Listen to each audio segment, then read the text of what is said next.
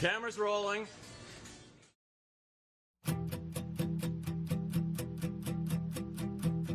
Baby, I'm too young to know any better, but I guess I'm just too old to care. I'm waiting on the morning light to clear the air. Now the sky is on with regret, letting go that you pay flags. All the silence that keep me coming back. I'm the one that you hated. You know, the one you didn't want to believe. The one that you hated. Take a look at it now. I'm the mess you created. The one that you hated.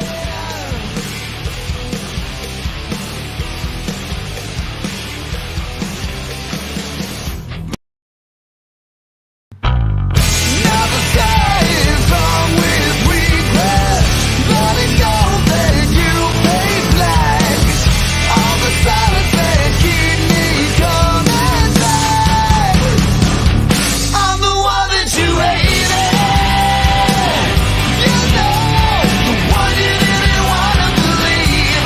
The one that you hated. Take a look at it now.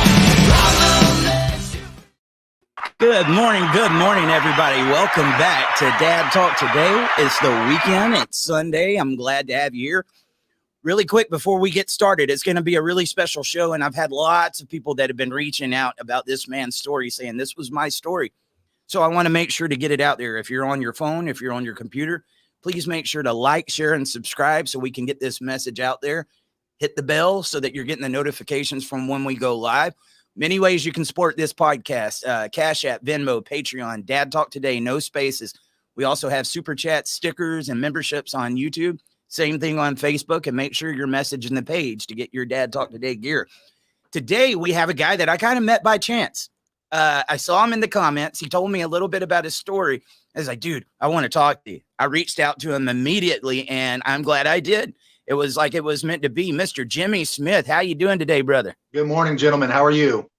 Doing all right, man. So you got an interesting story, especially a family law story, but tell everybody a little bit about yourself. I know that you was even in the WWE at one point in time. Yeah, so I dabbled in that. I went through their farm system a long time ago, you know, and did a lot of really cool things. I was even a part of the Suncoast Countermen and worked with a guy named Channing Tatum, who you guys might have known. He made a couple movies over off of the group that we used to do way back in the day. But now I'm basically a clinic director that oversees a medical clinic that specializes in obesity medicine. So that's what I'm doing in today's world. Awesome, man. Offline. I got some stories. Are you guys getting that feedback too? No. No. I just got some feedback. I'm sorry about that. Anyway, Jimmy, I wanted to talk to you about it. I had posted a video about this gentleman that found out that his dad wasn't his dad. And then I saw your comment. You said something about you went all these years up until you were 18 thinking that your stepdad was your biological father. Tell us what went on and tell us how that story developed. So, you know, my name is Jimmy Smith, but I come to find out years after I became an adult that my real name is actually Demetrius Papadopoulos. My father is named Tassos Papadopoulos, obviously Greek. He was born in the island of Crete, which is south of south of Greece. And in the 70s, my father used to work for a cargo ship that delivered cargo from Europe to America. And he jumped ship and came into our country illegally and eventually made his way into Virginia, where he met my mother. My mother and him, started talking, and he paid my mom, money to marry him so he can get his citizenship. So they entered into this relationship in the 70s. I was the outcome of that relationship, and I was born under the name of Demetrius Papadopoulos. The relationship didn't really work out all that well. My mom won't disclose exactly what all went on, but it was dissolved. And she started dating this man named Marvin Smith, who was in the Army at the time. So you had a really interesting dynamic because Tassos and my mother lived together in a house, and Marvin would come over to court my mother and have this strange dynamic. I mean, you can imagine being a man, how that would feel, And Marvin understood what was going on there.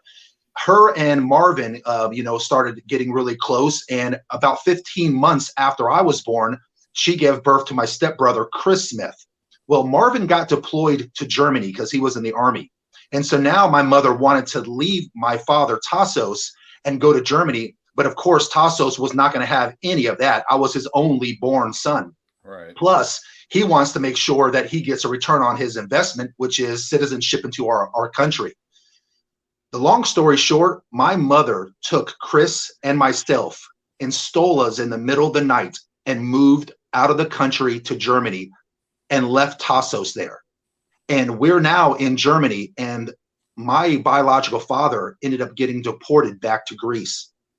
So you had this dynamic where you had Marvin Smith, Marie Smith, my brother Chris Smith, and Demetrius Papadopoulos.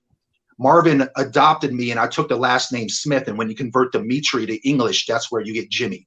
So I got Jimmy Smith. I was probably 1.5 years old, 2 years old, something in that line. So I was too young to really know what was going on. And I was led to believe that Marvin was my father all those years. Right. The marriage didn't work out all that well, probably 5 years, 6 years. I think it worked out. We came back to the United States of America, made our way to Florida. And I remember being 18 years old, sitting on the couch, my mother on the other couch, and I'm flipping through the channels. And out of the blue, this is how I found out. Out of the blue, my mom goes, "Jim, there's something I got to tell you." "What? What's that?" "Marvin's not your real father." Wow. And that's how it happened. You're trying to find Scooby-Doo, and she just tells you that your dad is not your dad. For almost 20 years, I was under the impression that Marvin Smith was my biological father. And with one sweep of the sword, my whole entire life changed. And that's how she decided to deliver it. She didn't even give Marvin the opportunity to even call me to tell me. She called him afterwards and said, "Oh, by the way, this is what I said to him." So from that time, of course, I had a yearning and a pulling to find out who my real father was. And I started the search. The problem is that I don't know how to find him. I know nothing about him. And my mom is so close-lipped on it. I can tell, you can tell when people are not really wanting to share too much. And my mom is, listen, I love my mom, just like we all do. But let's be honest. We all run into people that we know that they're not telling the entire truth because they don't want to be incriminated by what the truth really shows. Right. And I knew that was the case. My mom would promise me that she was looking for my father. And she would say, "Look, Jimmy, your father's best friend is Dimitri Chikarias, and he owns a Greek restaurant in Virginia. If you find Jimmy Chikarias, you'll find your father because those two men are inseparable. They're best friends."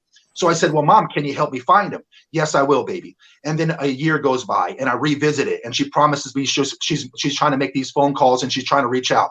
And then 6 months go by, and a year go by, and the years keep going and going. And I'm doing all that I can, but I can't do much without her help because I don't have any information to go off of. I've hired private investigators. They just give me my money back. They have no leads. I hire ancestry.coms, and I pay for websites to try to find advanced searches. Nothing pans out. And when I was in my late 20s, I started getting these really intense dreams about my father. And I had no idea why I'm getting these intense dreams, but there's this pulling, this desire, this need to find him. And I cannot explain why. And I remember having this dragged down argument with my mother one day where, I mean, we just got into it. I told her I was disappointed with her. I couldn't believe how bad she procrastinates, and forget it. I don't need your damn help anymore. I'm just going to do this on my own. And I did the only thing that I could do. I literally Googled Greek restaurants on the state road that she said he lived on, and I got 127 Greek restaurants. I printed out 127 separate pages and picked up the phone and started calling one by one to see if Jimmy Chikarias owned these restaurants. Right. And my mom saw what I was doing and got embarrassed. And she nearly begged me to let her take back over the responsibility of doing it because she saw how serious I was. I had pretty much disowned her for a little bit at that time. And I tell you, if you guys are anything like me, I am not the kind of man that is a doormat. But let me tell you something. When it comes to my family, I am the most gullible idiot probably on this planet. I just love the people who I love, and I do it at my own demise. And I allowed her to take back over for whatever reason. I guess, you know what? I think we do that because we truly want the people that we love to be the kind and caliber of people that we see them in our mind. That's why I think we do it. Yeah. So she takes back over, but this time I'm not letting it go. I'm on her case about it. And she says, oh yeah, I'll call on Monday. Yeah, I'll call next week. No, trust me, babe, I'm calling. And then finally it was, yes, I've already started calling. And then 2 weeks later, how's it going? I haven't found him. And then a week later, I haven't found him. Finally, she, out of the blue, of me kind of hounding on her, she says, oh, yes, I found him. And I said, what do you mean you found him? Like, why don't you call? Okay, you know what? Fine. What happened? She goes, just like I said, I reached out to a Greek restaurant and the employees answered, and Jimmy Chikorias owns the restaurant, and they said that he still owns the restaurant and he's just out of town. Okay, well, when did you get a chance to talk to him? And she goes, no, he's on vacation in Greece. So a couple weeks later, I'm following back up with her, and she says, yes, I called again, but he's still in Greece. Now, at this point, I was married, and ironically, my wife is full-blooded Greek. Both her parents were born in Greece. They came to America, ironically, also. It's just ironic. Yeah. And so I'm having this conversation with my mother-in-law, Sylvia, and she's one of those older Greek ladies, and she says, Jimmy, whenever you're searching for Chikorias, how are you spelling Chikorias? And I go, Mom, I have no idea how to spell Chikorias. And I give her all the ways I was trying to spell it. She goes, no, baby. That's not how you spell Chikorias. You spell Chikorias, T-S-I. Oh, yeah, what? T-S-I. I was so far off. So she says to me, she goes, I've got a cousin that works for the Greek military or the Greek government. Let me make a couple phone calls and let me see what I can dig up. And I said, Mom, anything you could do, I would appreciate it. Now, guys, remember, I've been searching for him for 20 years. Right. This woman calls me back 2 hours later. Found him. What? She goes, there's only one Chikorias in the entire state of Virginia, but it was a George Chikorias. So I called him and I found out that was his brother. I go, what do you mean you called him? She goes, I just pick up the phone and called him. Yeah. I said, okay. So come to find out, she's introducing herself, tells him why she's calling, and says my name. And he says to her, I know exactly who Jimmy Smith is. We used to all live together in the same apartment. Tassos and Jimmy's mother and my brother Jimmy Chikorias and his wife were pregnant at the same time, giving birth to their firstborn sons, and they delivered their babies 3 days apart. And we all five used to live in the same 2-bedroom apartment. Wow. I know exactly who Jimmy Smith is. Tell him to give me a call. So I called him a day later, and we spoke. And I told him my side of the story, and I said, I've been trying to find his restaurant, and I can't find it. He goes, Jimmy, my brother Jimmy Chikorias sold that restaurant 20 years ago. He's been in Greece for 20 years. Here's his number. Give him a call. So I figure out the time zones, and I give a call, and guess who answers the phone? The boy who was born 3 days before me, which is Jimmy's firstborn. Right. And I started talking to him, and I was surprised to find out that he knew exactly who I was, because my father and his father had been talking about me for 20 years. And so he puts his father, Jimmy Chikorias, on the phone, and him and I start to talk, and it was like I met my uncle or something. And he tells me all these stories and this, that, and the other. And he says, Jimmy, you're named after me. I said, yes, sir. He goes, the name Dimitri is my name, and we were all very, very close. Right. And after about 40 minutes of talking, I finally get around to obviously why I called, and I said, Jimmy, I said, sir, I've been searching for my father for so long. Are you still friends with him? He goes, yeah. And I said, can I please meet him? He says, Jimmy, I'm so sorry, but he passed away 2 years ago.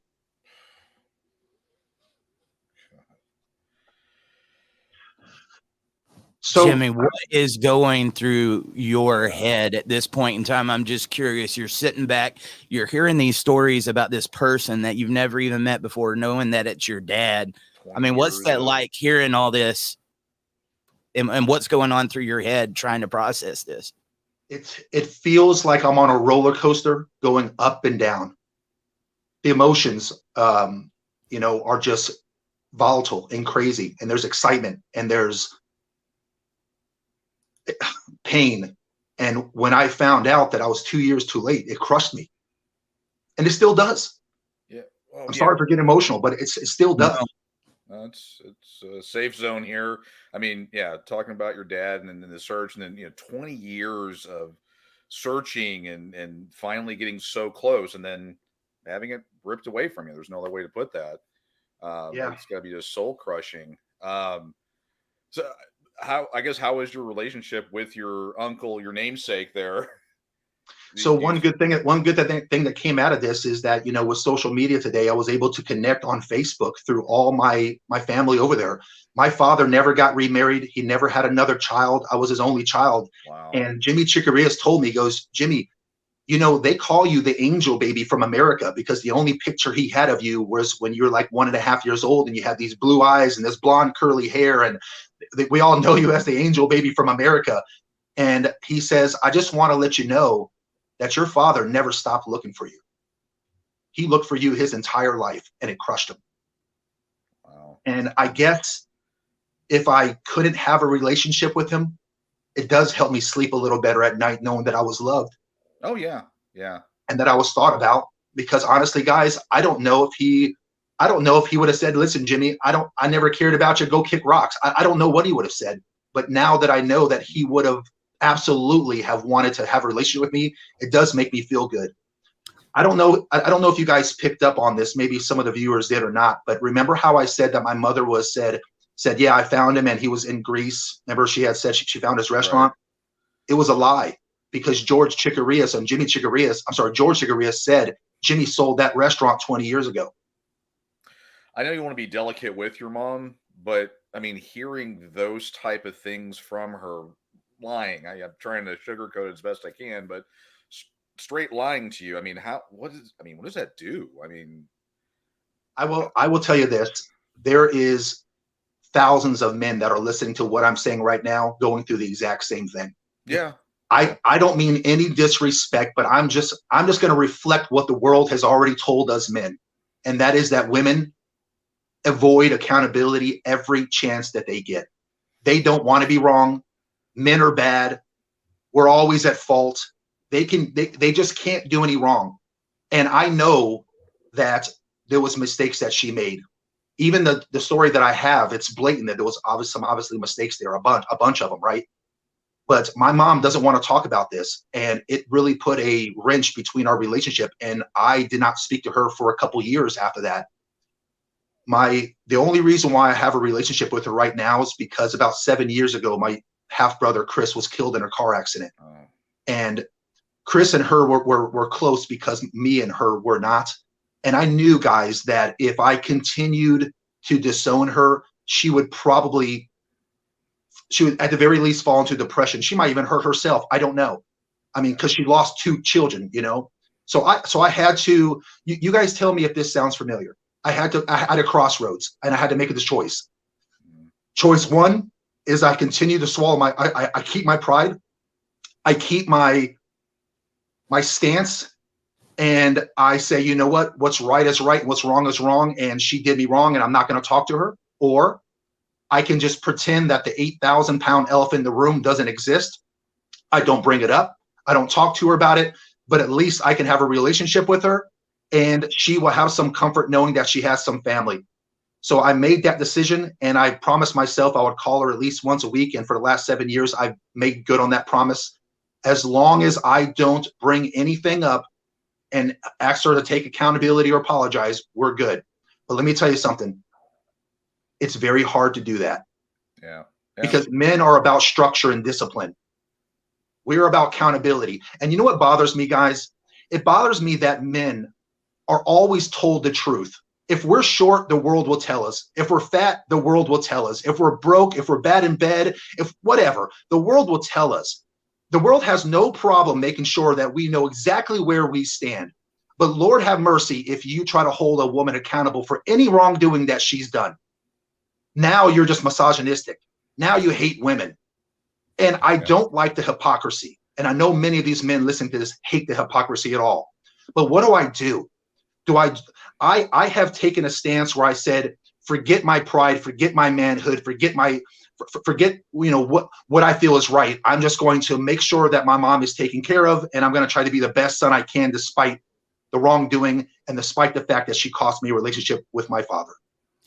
It's so crazy, man, and this breaks my heart because, like I said, I posted just a little excerpt, and obviously I knew I would get some of the details wrong, but got it out for the most part. Your story took off overnight over there on TikTok. I think it was viewed like 120,000 times, but the comment section just blew up, and I'm going down and reading these comments saying, this is the exact same thing that happened to me. My mom made me think that my stepdad was my dad. My dad wanted me the whole time, and now I don't want anything to do with my mom.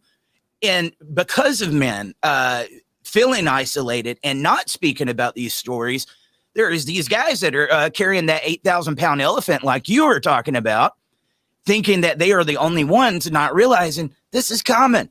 And I'm going to tell you, this is a form of child abuse, man. I mean, it really is. Jimmy, I heard the challenges that you had in trying to search for your dad. It seemed like it was really hard to find out where he was. Does that give you a newfound respect for your dad, even though you was never allowed to meet him? Does that give you a respect of what he was having to go through trying to find you? It does. Yes, good point. And he had no chance. I mean, he's over in Greece. He doesn't even know what country I'm in. He's assuming I'm in America, but I wasn't even in America. We were in Germany. You're in Germany, yeah. So the man had no chance of ever finding us. I mean, he was deported. Our country moved him right back to Greece. And so he was just, in the dark as far as being able to find me. But, in Greece, whenever the land is so scarce in Greece that when someone passes, they bury you, but they only leave you in the ground for 3 years. And then after about 3 years, they exhume you and they put you into a mausoleum. I actually financed that part of it, and I financed the cost of pulling him out of the ground and bring him to a mausoleum, because it kind of gave me some sort of like closeness with him. And I still haven't made it to Greece. Greece has been a very tough country to visit because of their economy for a while, but it's getting better. But boy, I don't know. It's going to be an emotional ride whenever I finally get there and see that name on that mausoleum, and I get to walk up there and talk to him for the first time. And it's the one thing that kind of keeps me up at night sometimes, anticipating that day. So you had mentioned, you talked to your uncle. Any stories that he told you about your dad that, humorous, heartwarming, sad? I mean, any stories there that you guys had?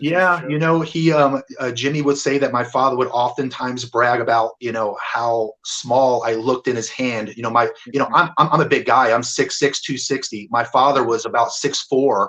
And so he's this big dude. And, when I was a baby, his hands just looked monstrous next to me. And he would always brag about that and how perfect I was in his eyes. And, my first steps and my first words and, things like that. I found out that my father actually worked for the Greek government, and he was one of the people that guarded the palace in Greece. So that I got some pictures of him with that really crazy white outfit with the little ball on the top of his foot. I don't know if you guys saw those Greek guards in the palace, but I was really proud of him, and he worked fixing boats for a while. I mean, he was just a blue collar type of guy for most of his life. Wow. Yeah, it sounds like you had a chance to get pictures and just hear some of the stories and kind of experience who your dad was. Any any similarities to things like what you mentioned, boats? Do you like to be on a boat? I mean, any of those, those weird things that, if you have a separated family and then they're twins separated at birth kind of thing, and they find out they both like pasta or anything like that. So, a couple of them, I didn't get too much information about him on as far as his personal infrastructure, but he was a guy who communicated well. He was the guy who was pretty easy with the ladies, and he also liked to dance. And ironically, those three things have been things that I can do pretty decent as well. Despite the fact that we're so large in stature, you don't see a lot of big guys that can dance pretty good. So, did your mom have a child with your stepdad? Yes, Chris, the one who passed in a car accident. Oh, okay, but that was the only one. Yes. I was just curious, what was the dynamics like between her and your stepdad once they split up? Did she do a lot of the same things that you think happened with your father?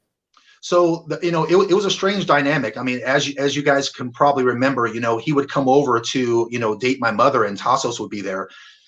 And, he wasn't all that fond of Tassos. And so, Marvin was an alcoholic. He actually passed away from his liver giving out from drinking his entire life.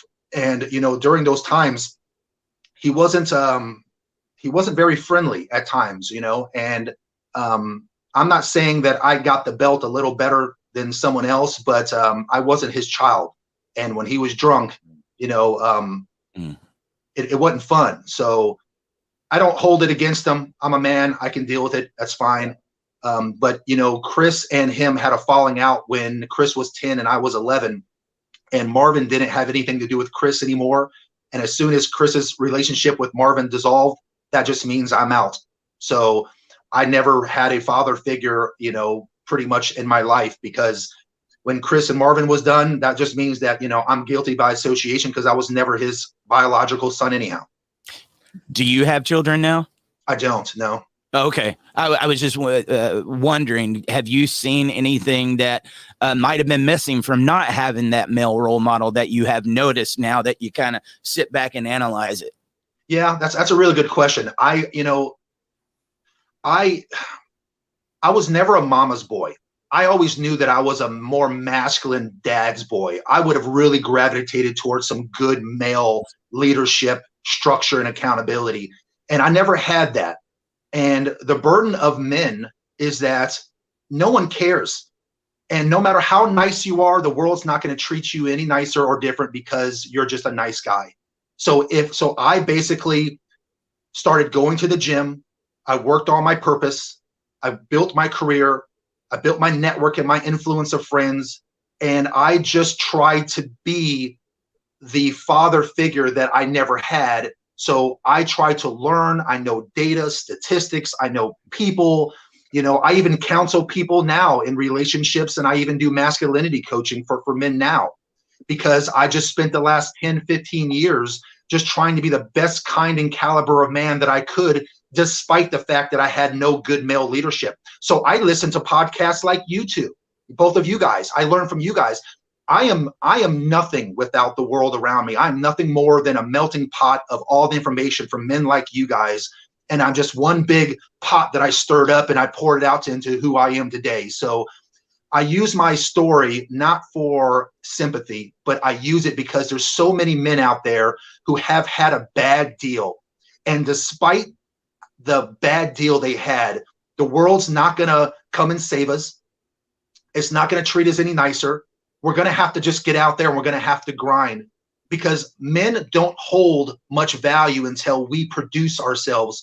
The world wants to see production out of men. And if we can't produce for the world or the people around us or the family that reports to us, then unfortunately, a lot of women will leave. And that's why 70 to 80% of all women file divorces. Men don't leave, guys. Women are leaving. Brother, preach it.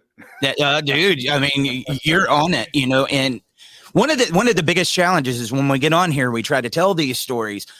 You can sit there and tell all the statistics. You can tell all the stories, show the challenges that the men are going through, how much they spent trying to be dads. And people will look at it as these guys are on here trying to claim victim mentality. Oh, like it's just sad. And that their challenges, these challenges that we're talking about don't really matter. And my thing is, I want a victor mentality. I mean, you hear from most of these guys, they would be okay just getting 50-50 custody. They're not talking about wanting to be sole custodians or anything. They're just wanting to make sure that they can be in their child's life. And the fact that there is a price tag on that in the first place, what kind of respect does that give you, Jimmy, for these dads that are fighting and paying the money and doing everything they can, trying to be in their children's lives, knowing that you would have loved to have your dad and he never even had the chance to be there for you? The fact that men have to go through so much to even be in a child's life is disgusting. The court system should automatically default to a 50-50 custody type of situation. And honestly, one party should have to go into court and plead their case why they deserve more. It shouldn't default to the women. No disrespect, but look at how's it going? over the last 40 years that meant that women have been raising kids. You know, I don't want to be brash, but women are raising the kind of men that they complain about. You look out here, and these guys out here are 30-year-old incels. The guys that I'm coaching haven't done a damn push-up their entire life. You know, they've been coddled. I mean, if you guys think about it, the very first time most of these guys have even any sort of male interaction is when they get out of school, because they have their single moms when they're babies. Grade school is dominated by women. Middle school is dominated by women. High school is dominated by women, unless you're in a sport. And then when you get into college, or you don't go to college and you go into the workforce, that's the true real time that a lot of these guys see any sort of male figure. And they're getting out there, and they can't believe that men are so direct, and they think that we're jerks. But no, we're not going to kiss their boo-boo when they fall down, because we don't care about feelings as much as we care about productivity. And if men wasn't that way, then the world that we know of would not exist, because men have built the world that we live in. So we have to get out there, and we have to teach men out there that if you fall down, that's fine.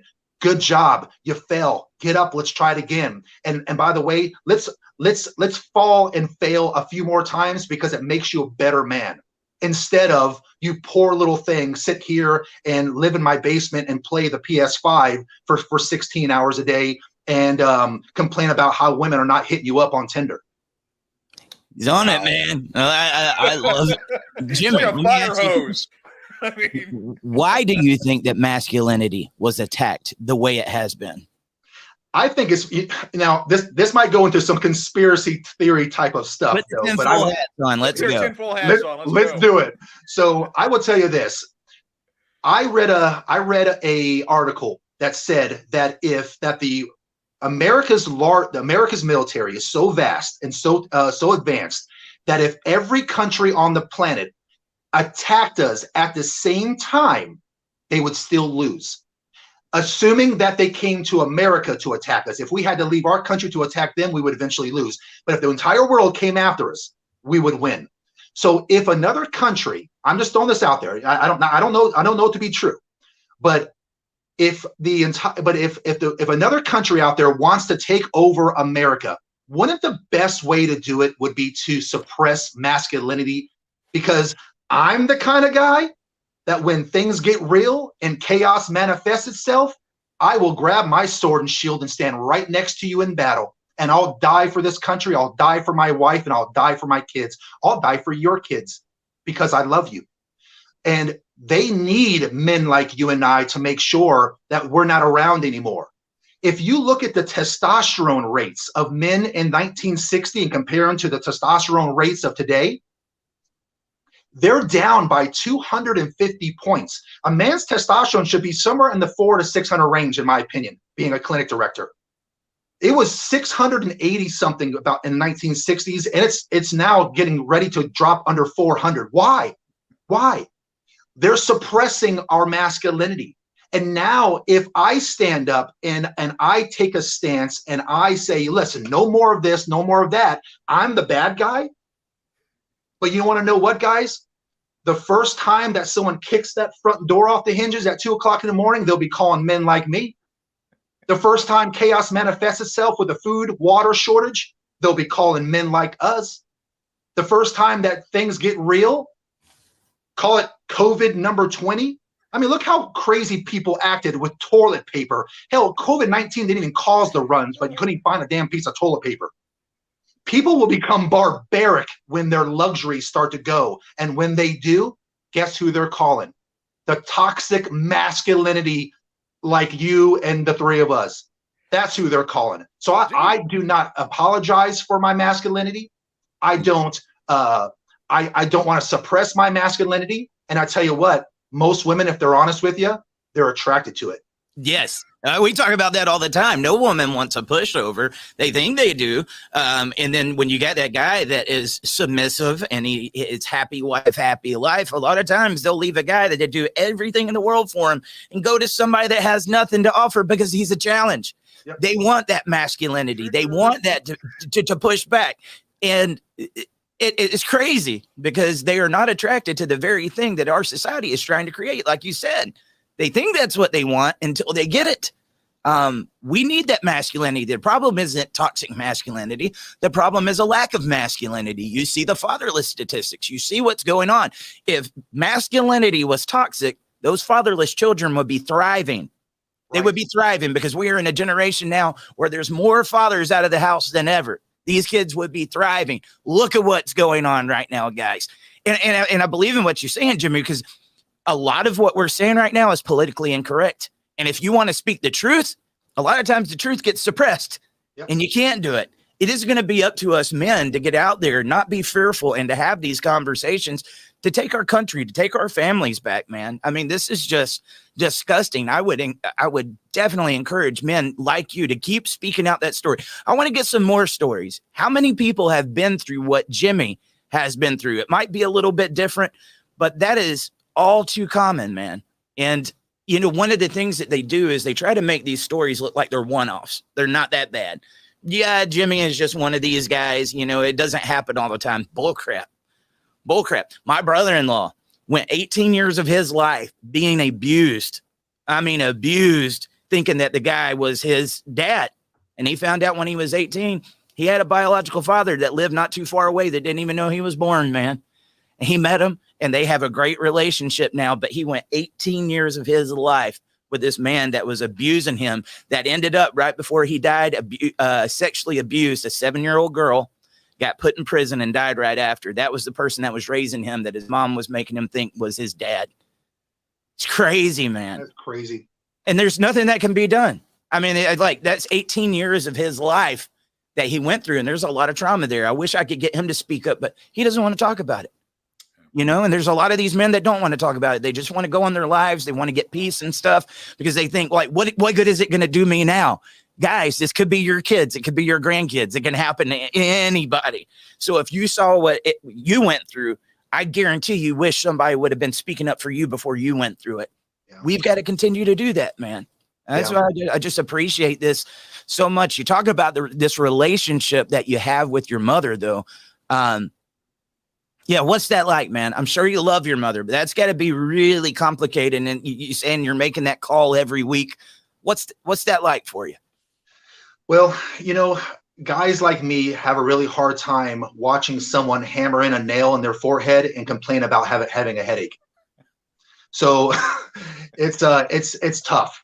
But like I said, as long as I just keep it cordial and I talk about how the weather is here in Florida and ask her how the weather is in Ohio, where she's from, we're all good. As long as I talk to her about things that are fun, then we're good. But I just leave the past. And back to your earlier point, the reason why we do it, guys, is because at the end of the day, when we're out there having to fight the world, when we're out there having to fight the corporate world and grind, and we come home after a 10 or 12-hour workday, we just want peace. That's it. If you've got women viewers right now listening, women, understand this. It's so easy to please a man. We are not complicated. We just want your peace and cooperation. And if you could throw in fit and friendly and feminine, we'll marry you. We'll marry you. But peace and cooperation are non-negotiable because we don't want the chaos that goes on up here. We just want peace. And the problem with that is that it keeps men from speaking out, to your earlier point, because we don't want to ruffle the feathers and shake up the waters. But now more than ever, I believe that we've got to pick back up those swords and shields, because the way that the internet's going right now, we have a window of opportunity, and the pendulum is swinging, gentlemen. It's swinging. And men are realizing more now than ever that the juice ain't worth the squeeze to get married. And it's sad because we're watching a nuclear family household deteriorate right before our eyes. Mm-hmm. And the truth is, guys, is that men do want relationships. I constantly hear women say, "Where's all the good men at?" Are you kidding me? They're all around you.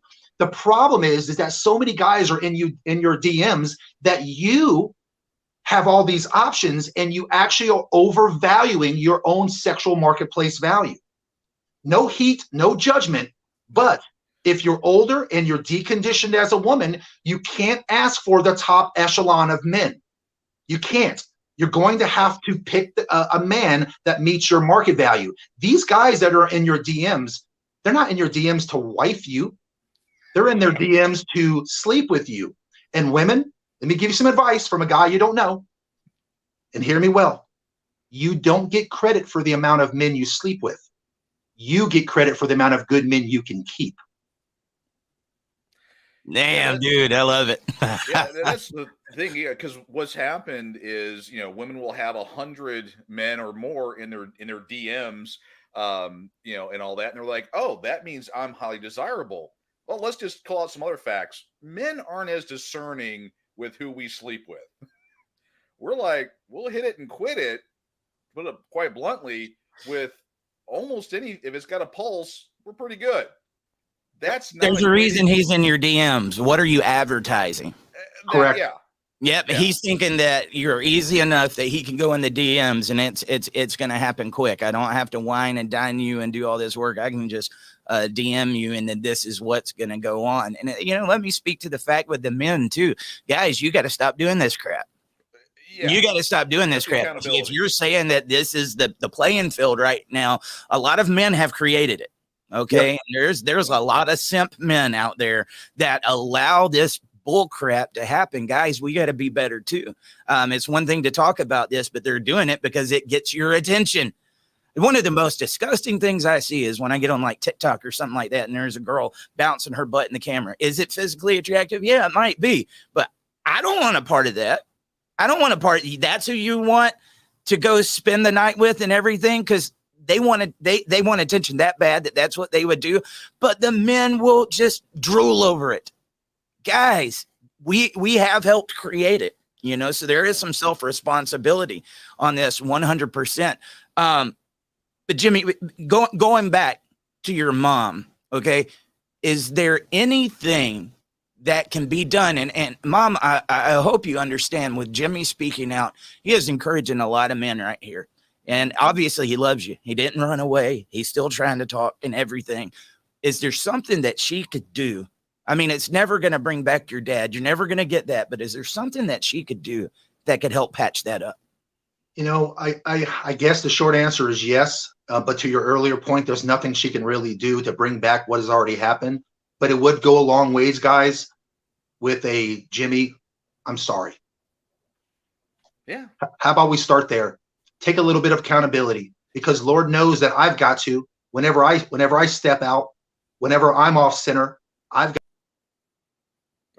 Uh-oh. We lost him. Jimmy was so on fire. This guy is on fire, brother. I'm telling you, it was just one of those random comments. I don't get to check them often. And I saw it and I was like, man, I need you to get in touch with me. And we started talking. There he is. He's back. There he is. Let's pull him back in. All right, we lost you there. They're already canceling us. That's it. That's what happens. Anytime we get on a roll, this is what happens, guys. I've had difficulties since we started the broadcast. But yeah, like I was saying, I think it would go a long ways with a little bit of accountability and an apology. I mean, my mother is getting up there in age now, and she's certainly slowing down, and she's really reflecting back on her life. And she's made a few comments about how, I think she even made the comment about 6 months ago where she says, Jimmy, I know that you don't really respect me, but I am your mother and I will always love you. And, if I can give any tips to women, we as men know that you guys want provide, protect. We know that you want love. Well, let me share with you what we want. We just want respect and appreciation. That's what we want.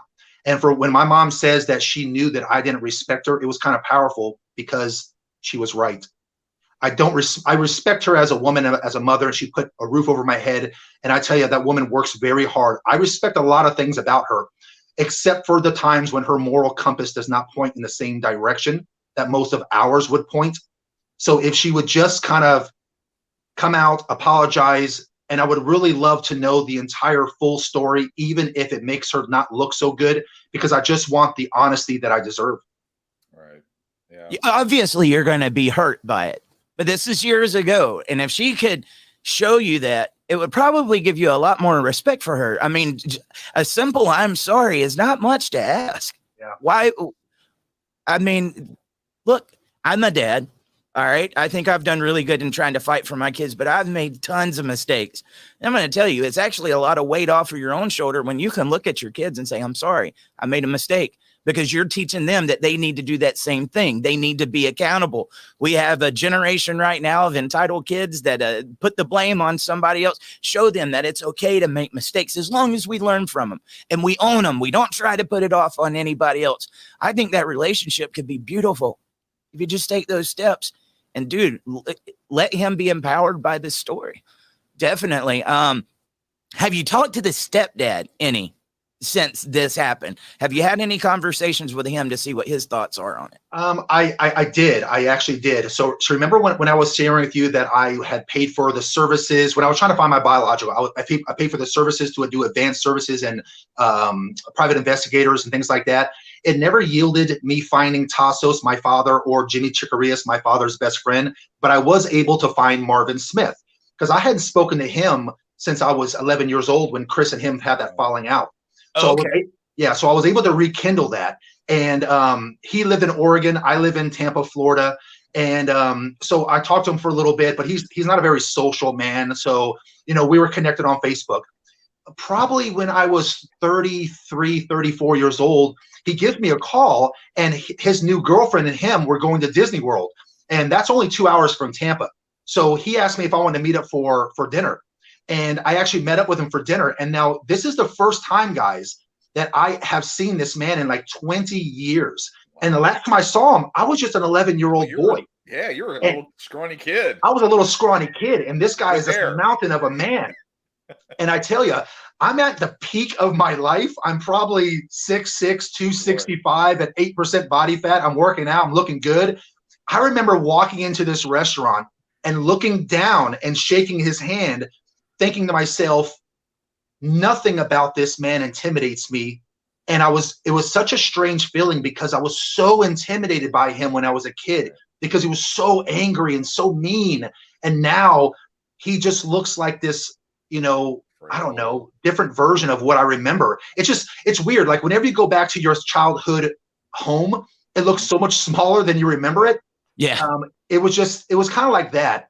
But I will tell you this, I don't know if he was just putting on a show. I don't know if he's changed in his older age, but he was not the kind of man that I remembered him. I didn't remember him in that. I sensed no sort of anger in his personality. He was kind of soft-spoken. And I also remember this too. I kept asking questions about him and my mother. And I could tell he was purposely avoiding incriminating her. And he has no reason to not like throw her under the bus drive her. I mean, he's got no dog in this fight. They've been divorced for who knows how many years now. But he still, out of respect for her and I guess for me, didn't talk trash about her. And when someone's kind of tap dancing around the story and the words, and that he's not fully disclosing things. Right. But I was able to uncover the fact that the reason why they got divorced is because he found out that she was cheating on him. She never told me that. She made it seem like he beat her ass because he was a drunk every night. He left her because she had infidelity in their marriage. So she doesn't know I know that, by the way. Oh, so this is the first time. Yeah, I get it, man. I mean, what was that like for you here? Something else that you're finding out, seeing this image that had been portrayed and what you thought about this man versus hearing his side of the story. Did you want to push back on what he was saying at first, or did you accept it a little bit more knowing what had went on with your biological father? I accepted it because I knew there was anytime you want to know if someone is lying to you or doing you wrong, just try to figure out what the motive is. And this man had no motive to lie or exaggerate or do any of that stuff. So and I could read it in his face that he was being truthful about it. It made me feel a little bit disappointed in my mother, of course, because infidelity is awful. Especially in a marriage where you got two kids and this man moved us to a different side of the world, and it must have been heartbreaking for him to find that out. I mean, there's plenty of men that are listening to this right now who went through the same thing. I have never went through that myself personally, but a lot of men have, and I know it's absolutely heartbreaking when I hear the stories. But it just goes back to kind of solidify the fact that there's so many things that my mother is not telling me, and she's only giving me her version of it. It's kind of Well, like whenever two countries battle and the one who wins, they're the ones that get to write the history books. That's how she likes it. And her version of it, and you paints a completely different picture. We already know the answer to this, but for anybody that might not be familiar with it, why would you hear this story from your stepdad about this infidelity? But your mom, he was beating her, he was doing all these things. This is very common for somebody to paint this picture because they don't want you to look at what they were actually doing. A lot of times, if they accuse you of doing something, they were doing it themselves. And it's sad because of the narrative of what these men are going through. People would rush to defend her. As soon as they hear, oh, he was laying hands on you, you don't lay your hands on a woman, they will rush to defend that. And here's another man that would have went through this. You would have never known the truth had you not met up with your stepdad. Right.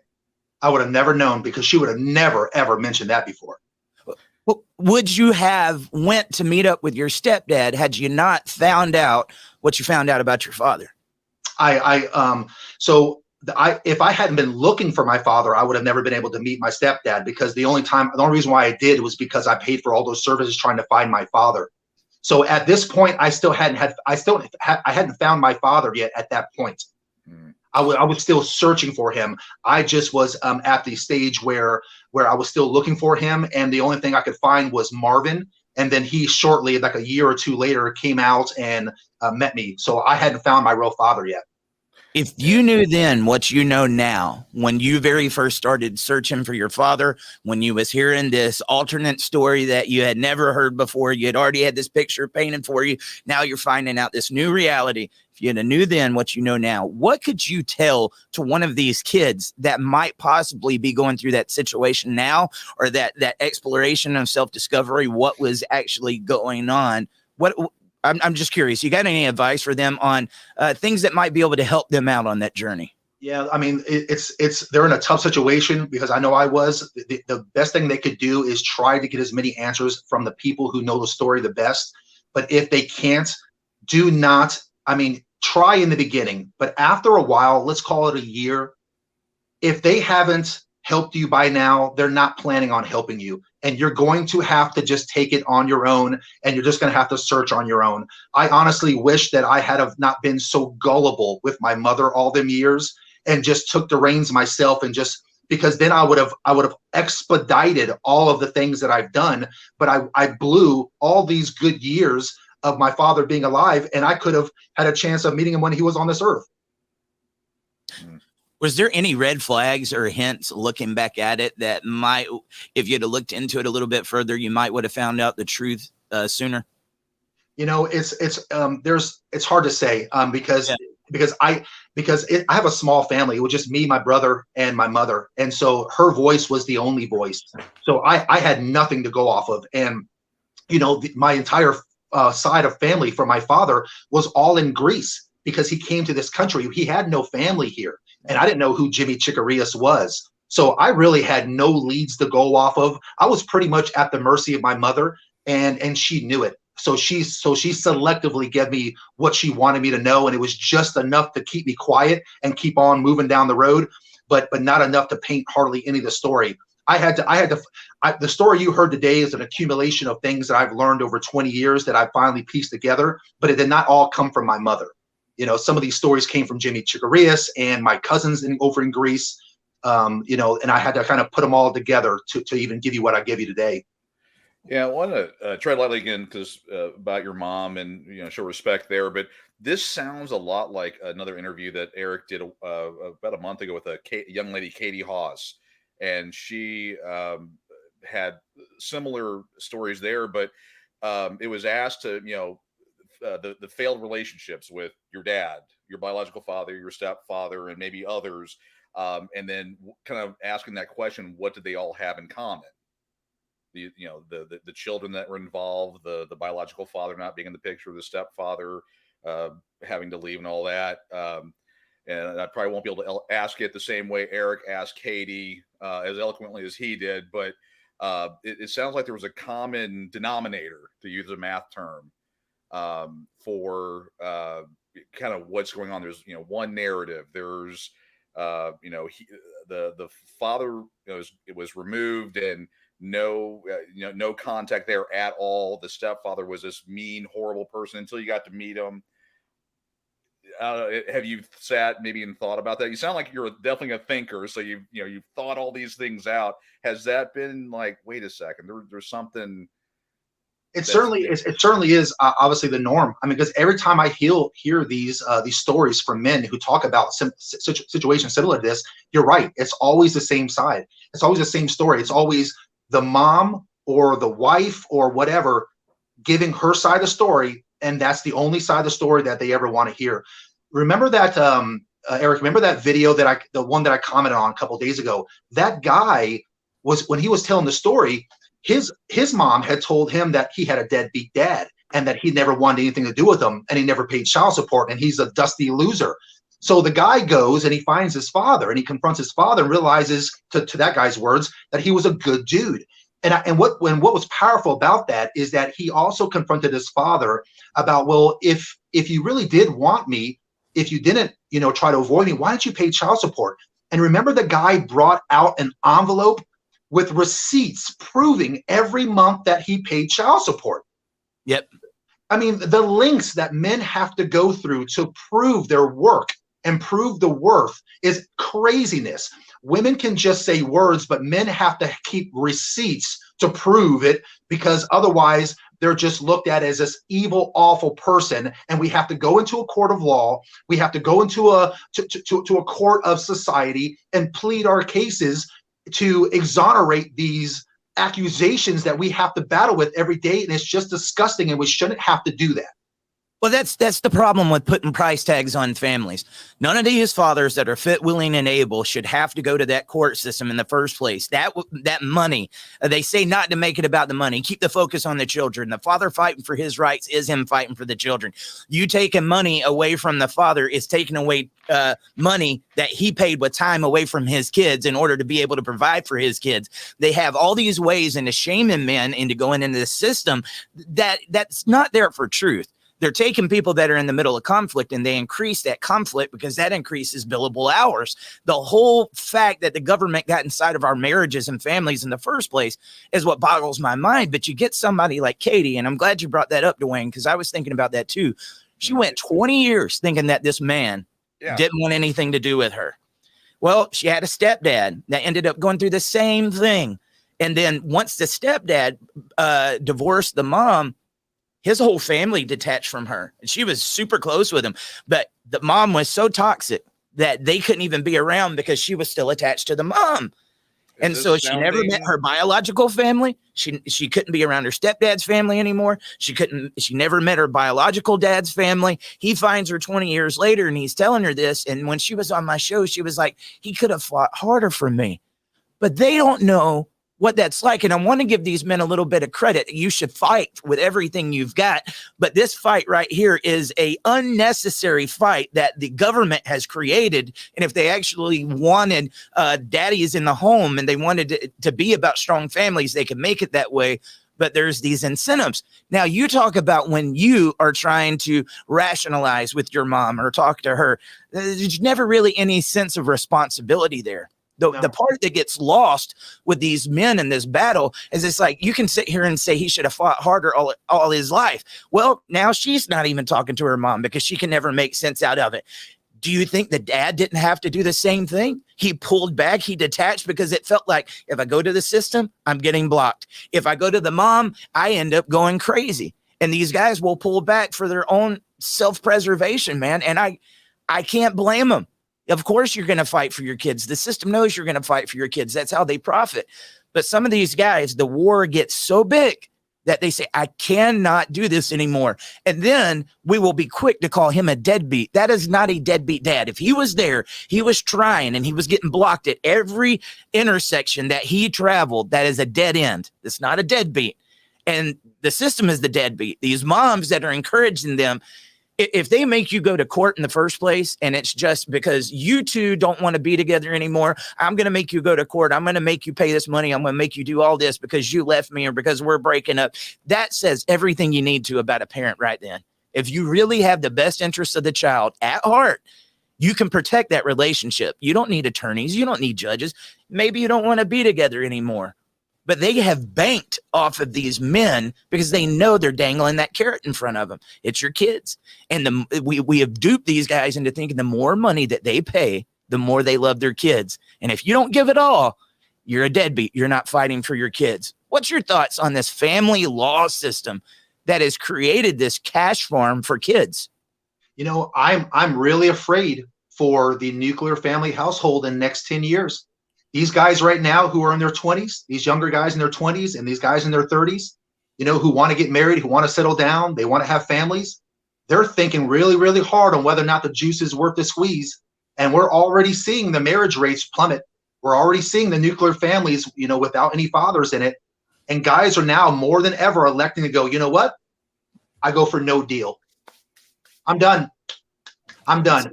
Because guys would rather just rent you than buy the cow, whatever the saying is. And it's a shame because ultimately guys do want relationships.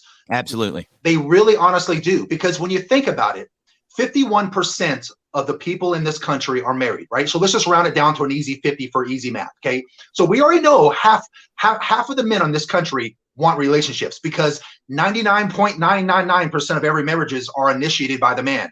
We're the ones that get down on one knee and present a ring of significant carriage to our.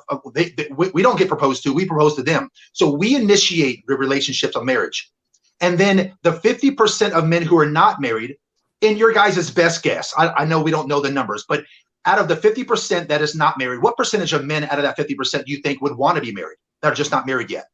I think all guys end up wanting the nuclear family and they want that relationship. They might end up with somebody that they're having some fun with in the beginning. But if they stay in a long committed relationship with you, they would probably like that. They're afraid of commitment. I'd say it would be almost the majority of these guys. So fair enough. So, but for the women listening right now that are wondering where all the good men are at, let's just go ahead and let's lowball it. Let's just say half, right? Okay. So that'll be 25%. So then by that logic, that would mean that 75% of every man on this planet, in this country, want to be married. 7.5 out of every 10 men that you run across, ladies, want to be married. So it's not about where are all the good men at. It's not about these guys don't want relationships. So if it's not that, then what could it be? So if almost 8 out of 10 men want to be married, then why aren't we getting married? Well, the answer is simple. You guys, I'm talking to the women, you want traditional men, but you are not moving in a traditional woman type of way. You're moving in a modern woman type of way. Do you think that a man who has spent 20 years developing himself into the kind and caliber of man that you would want, right? These women out here, and I don't mean any derogatory to them, but they want, what do they always want? This is what I hear all the time. 6 foot, 6 figures, 6-pack. Okay, they want cool. Jimmy. Yeah. So, and I say with all humbleness, I check off all those boxes. Cool. So then let me speak from the kind of men that they would want. Okay. And I say that I'm not bragging, just all humbleness. Let me reassure you women. Do you think that with all the options that I have, because if 99% of women want the top 10% of men, then that means that the top 10% of men have to pick of all 99% of women. Do you think we're going for older women that are out of shape, women with a bunch of kids by different guys? Do you think I'm going to wife you when your Instagram shows you half naked?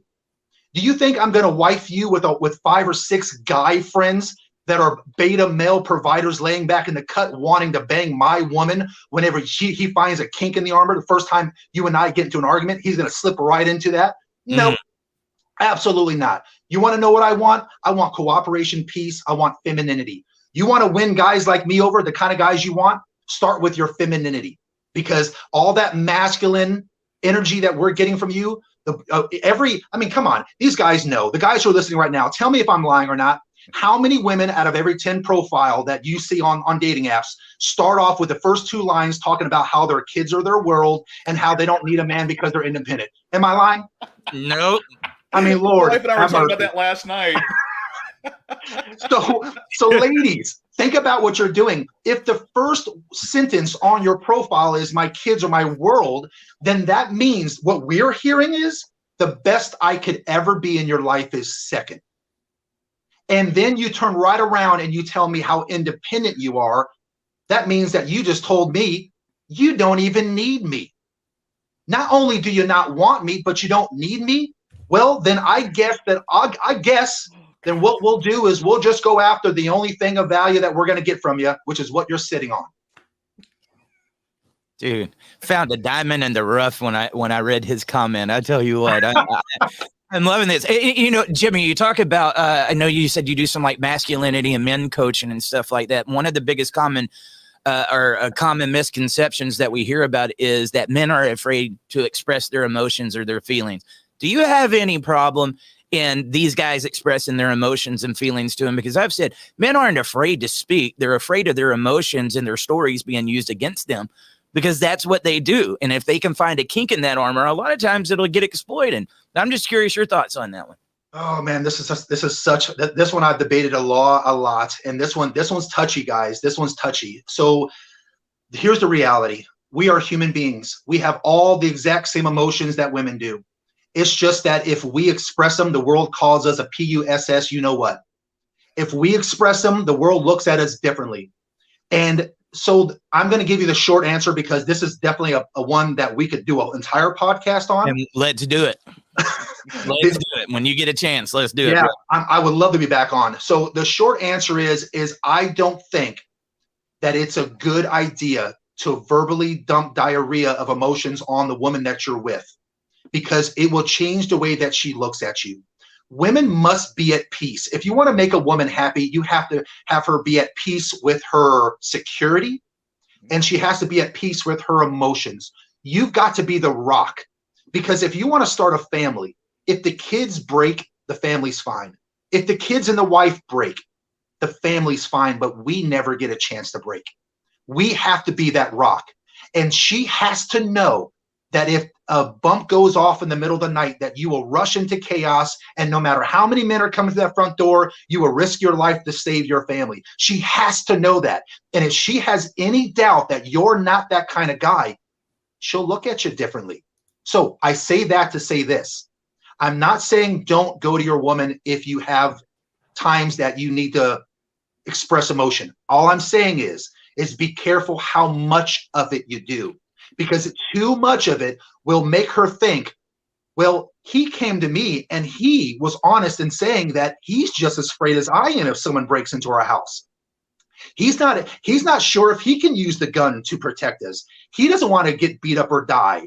He was honest, and I love him for that honesty. But then in the back of her mind, she goes, well, if it happens, will he still rush into chaos, knowing that he is just as afraid as I am?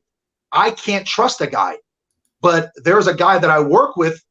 He's all masculine. Maybe I should go for that guy, because I need someone to protect me and my family.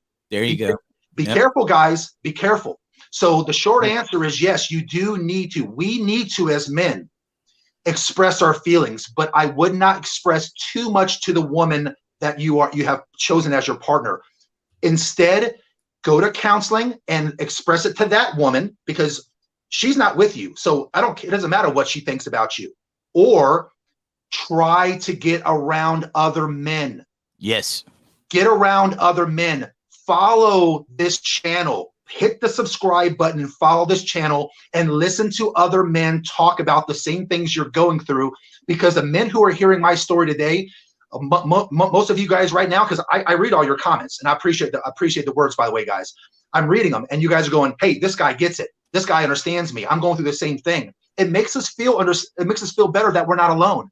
And there was a guy, I forget his name. I think his name was John. He posted a couple about 10 minutes ago talking about the suicide rates of men. Men, because we keep these things bottled up, we are 3 to 5 times more likely to commit suicide than females are. Why?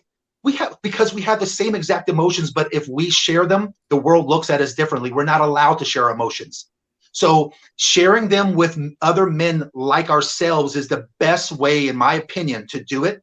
And if that's not, then maybe a counselor or a coach like myself, because you have a place to where I'm not going to judge you, and I'm not living with you. I'm not worried about your not being able to handle chaos if it manifests itself. So definitely don't keep it bottled up, guys.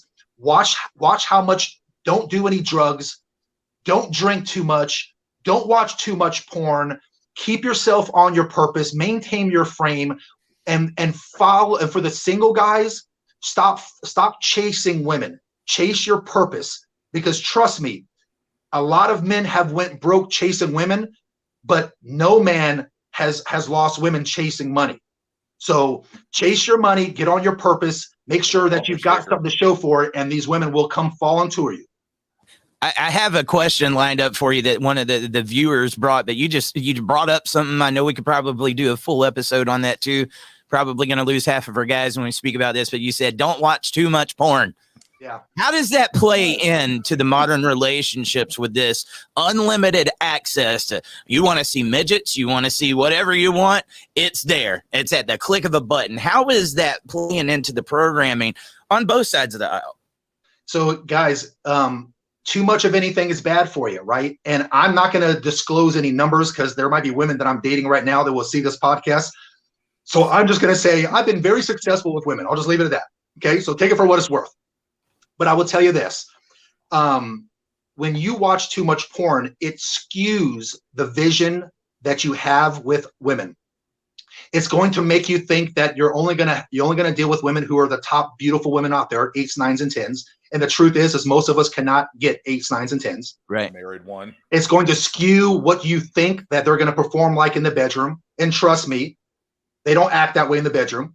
Okay. And honestly, would you want your wife doing some of that stuff? Because you're not the one that taught her that shit. You're not the one that taught her that. So where the hell did you learn that trick from? That's new. Where'd you learn that from? So you want to be careful. You want to be careful. Like I get it. On one hand, I want it. On the other hand, I'm like, so just kind of be careful on how much too much porn you watch, because it will change the paradigm, the lens in which you see sexuality, that you see your mate being. And also, guys, it suppresses your desire and want to get out there and hunt. We're hunter and gatherers, guys. We've got to get out there and we got to grab our spear and we got to go out there and slay our gazelle. But if you're in there freaking, watching, every single night, it doesn't make you thirsty enough to get out there and shoot your shot. And so what do? You sit on Tinder all day and you swipe endlessly. No one's blowing you up, guys. Guys, for every 100 swipes that guys make online, guys get between 0 and 5 matches. That's it. The women who are listening to this right now go, what? I get that per week. Yeah, guys get 0 to 5 per 100 swipes. We're not out there slaying the dragon, guys. So you still need to get out there and be on your purpose, and you still need to shoot your shot. I'm kind of recently single, and I have never in my life hit on a woman at the gym. I like fit women. And so I saw 2 this week, and I went and shot my shot on both of them. One, I got their number. The one that got the number didn't pan out. I took an L for both of them. But even me, I take L's all the time. But guess what I did? I feel better about myself, because all the other guys, when she walked by, I watched the other guys. They're all staring at her. And guess who they were all watching? Me, when I was running my game on her for 5 minutes on the leg press. and they all were sitting there watching me perform. And I know they were feeling bad about themselves. That's the same feeling that men get when we watch porn. When you watch someone else having intercourse and it's not you, it emasculates you. It makes you feel a certain way. So be careful. I'm not saying no porn. I'm not going to draw a hard line in the sand. I'm saying limit that stuff. If you want to smoke weed, look, do whatever you want. I'm not your dad. But I would give you the advice on be careful in the frequency in which you do it, because if it suppresses your desire to get out there and be competitive in the workforce, then it's only going to hurt yourself. We've got to be the disciplined men that we say that we are, and that goes on the computer and it goes off the computer. Absolutely, dude. I'm trying to practice what I preached last week. Was first week getting in there with a trainer, trying to get myself, fit. If there's somewhere that we can be better men, the only thing stopping us is ourselves. And even this conversation, everything that you said, I believe was dead on. But it brought up a curiosity of mine. Have you seen The Tender Swindler? Yeah. I did. I saw that. How easy was it for this man to dress up nice, to look successful, to have the name of a billionaire and everything? And he was getting more than 0 to 5 matches. He even had these ladies doing all kinds of stuff for him. But he was the image of that 0.000001% that's going to be out there. And let's be honest, a man like that, if he was who he said he was, wouldn't have to be on Tinder in the first place. True. But if you guys haven't seen that documentary, you need to check it out. Miss Mandalorian on Facebook, she is another child that went through what you went through, Jimmy, and she's got a question for you. She said, I have a question for Jimmy. How did your mom react when you started seeking out the truth? I'm just curious.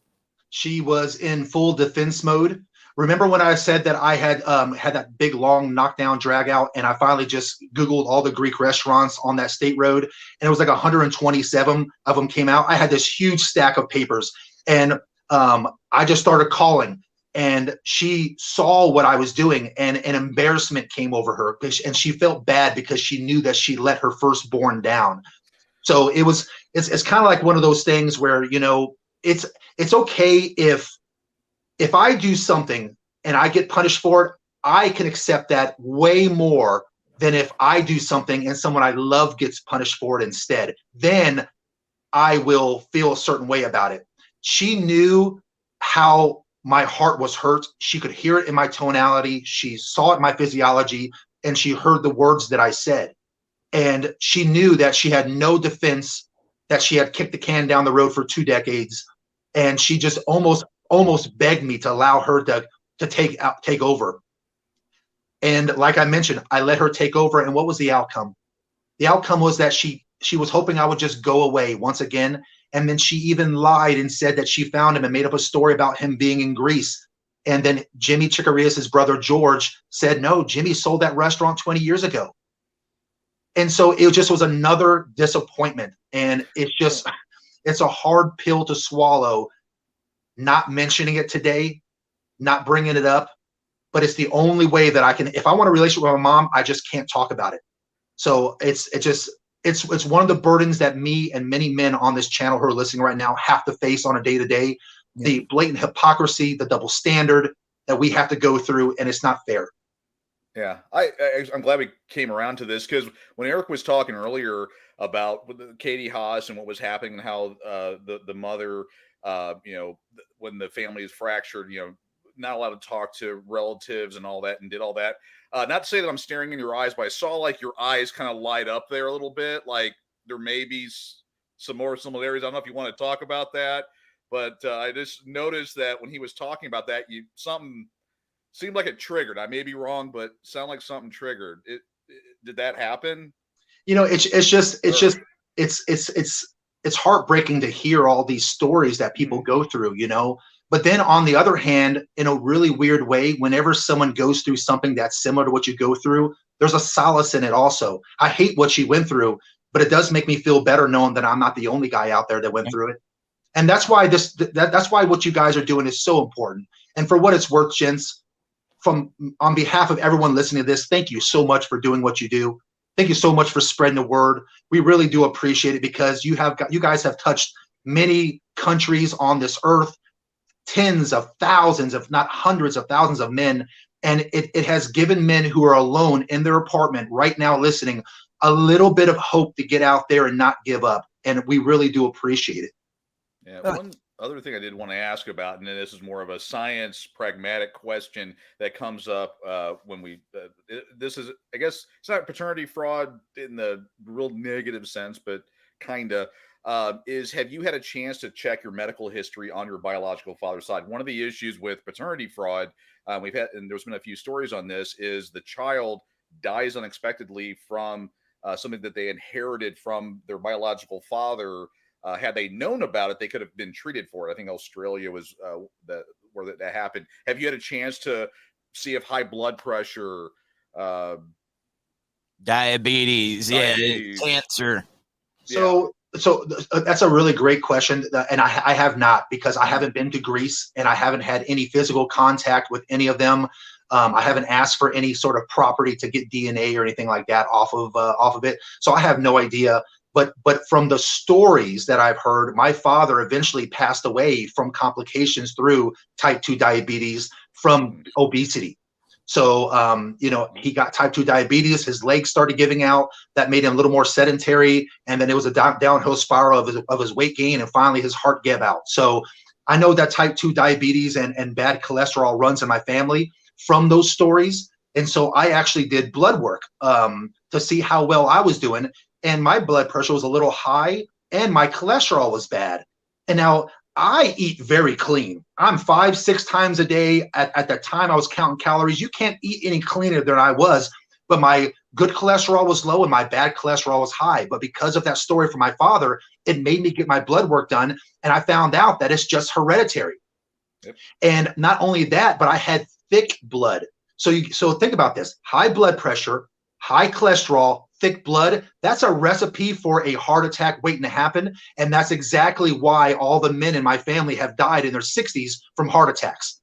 That's the trifecta right there, guys. Right. So unfortunately, as healthy as I am, as much as I exercise, as much as I eat right, I'm currently on cholesterol medicine because I have this hereditary problem with cholesterol. Now my cholesterol, I think the nurse practitioner told me that I had the cholesterol of a newborn baby, I guess is what she said. So I'm happy. But you know what? Because of that, that's a great point, sir. Because of that, I probably added another 10 years to my life. Yeah. Well, that happens when, and I hate to call it paternity fraud because that sounds so mean, but there's elements there. But going and getting that medical workup of your family's history, it sounds like you've done an amount of that. But yeah, finding out, is there things in your family history that you otherwise wouldn't have known about because your stepfather, who was portrayed as your father for so long, may not have had any of these things, and you assume that that was your dad. Correct. And that's correct. Their family's all healthy, but but sounds like you're taking steps there. But I would encourage you to definitely dig into that and make sure so you're around for a lot longer.